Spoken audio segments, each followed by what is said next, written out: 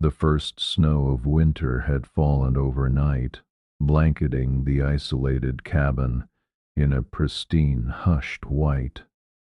Alex, stirred by the unusual silence, poured himself a coffee and stepped onto the small wooden porch. The air was crisp, biting, and invigorating. He took a deep breath, admiring the untouched expanse of white, but his gaze snagged on something near the edge of his property.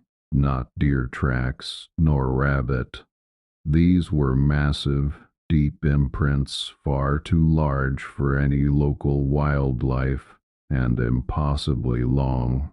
They began abruptly in the middle of his yard, heading straight towards the dense, snow-laden woods, as if a colossal, unseen entity had simply materialized from the air and taken its first heavy steps. A shiver, unrelated to the cold, traced Alex's spine. Curiosity, a dangerous instinct, pulled him forward. He pulled on his thickest coat and boots, then began to follow the impossible trail. The prints were unnervingly consistent, each one a precise, singular depression, as if the creature had no opposite foot, or simply wasn't using it. There was no drag, no scuffing, just deep, heavy craters in the virgin snow, leading unerringly into the silent frosted pine forest. The deeper he ventured, the heavier the silence became, broken only by the crunch of his own boots and the increasingly frantic beat of his heart. The air itself seemed to grow thick, expectant. The prince led him to a small, forgotten clearing deep within the woods, where an ancient, gnarled oak stood sentinel, and there, in the perfectly untouched snow surrounding the tree, the trail simply ceased. Abruptly. No tracks leading away. No sign of struggle or ascent.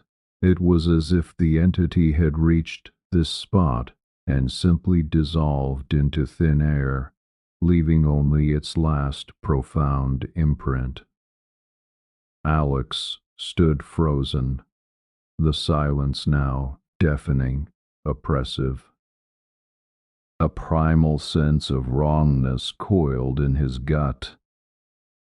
He felt a prickling sensation on his skin, an undeniable weight in the air, as if he were being watched from the surrounding, snow-laden boughs by something that hadn't truly vanished. The urge to flee was overwhelming. Alex turned, intending to retrace his steps, but a cold dread washed over him as he saw them. New footprints, identical to the ones he'd followed, but now they appeared beside his own tracks, sometimes even ahead of them, as if they had doubled back without his knowledge. Panic seized him. He broke into a stumbling run, the pristine snow around him suddenly seeming to ripple with unseen movement. The tracks multiplied, crisscrossing his path, encircling him, always impossibly deep and disturbingly close. He wasn't just following, he was being led, or worse, herded. The forest, once a tranquil haven, was now a labyrinth of terror. Gasping for air, Alex burst from the tree line and sprinted across his yard, throwing himself against the cabin door.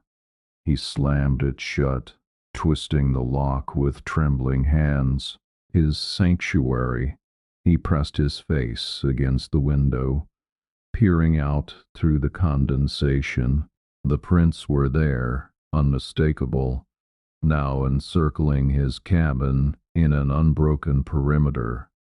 Some even led directly to the glass, pressing against the pane, a faint dark smudge left on the frosted surface. A soft thud echoed from the back wall. Then a distinct, light scratching at his bedroom window.